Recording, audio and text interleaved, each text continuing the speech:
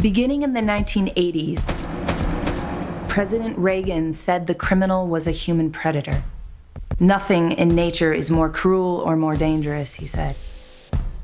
Around that time, 1980, the quantity of citizens America incarcerated spiked substantially.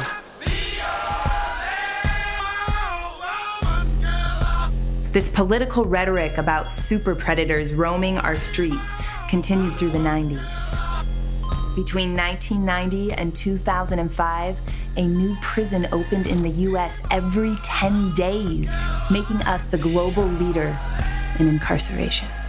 The public fear that was created and the constant bombardment from our media brought about America's increasingly punitive policies, eventually leading to the state of mass incarceration that we as a country are knee-deep in dealing with today. My engagement with America's criminal justice system did not begin with stats like this.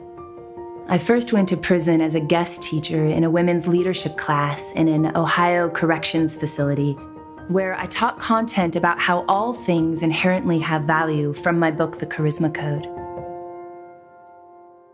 The women inside were so hungry to be told that there was a value inside that could never be taken away, not by authority, nor poor choices that they may have made in their past. Their humility, respect, and obvious commitment to growth touched me so deeply that my heart literally hurt with a kind of pleasure that lasted for 48 hours.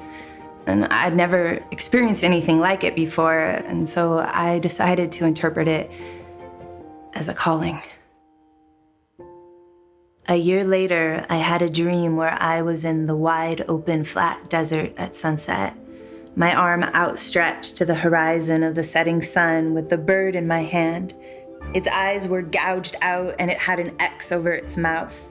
I said to the bird in my hand, "Jailbird, Jailbird, what's the matter, Jailbird?" I then realized the bird was dead.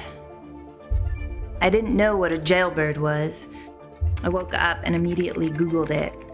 So a jailbird is essentially someone who keeps returning to prison again and again and again. 1 year after the dream, I launched the Jailbird Foundation at the United Nations headquarters in New York City. I was then introduced to Diane, who created the Jailbird cartoon while she was incarcerated. Our foundation has since adopted him, her, with the understanding from Diane that the bird only has one working wing. She says its other wing has been clipped by the Department of Corrections and Society. In the US, approximately 70% of released prisoners return to prison after release. The Jailbird Foundation functions via three main branches: research, education, and rehabilitation. We use each of these three branches to help focus America's criminal justice expenditures on crime prevention and rehabilitation instead of mass incarceration.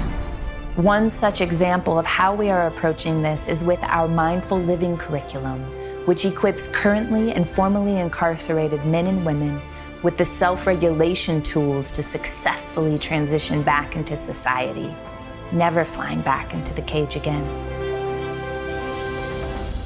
Ultimately, our mission with Jailbird Foundation is to bring humanity's attention to one of the bleakest parts of our society so we have the opportunity to respond compassionately, thus growing the whole of American culture in a healthier way.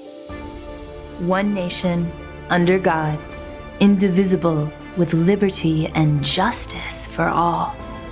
This isn't a light topic, but its cultural impact is huge. I hope you will join us in eradicating unnecessary suffering and breathing brilliant solution into the fabric of our country.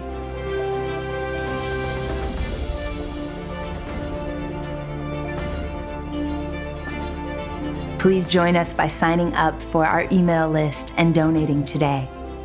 Thank you.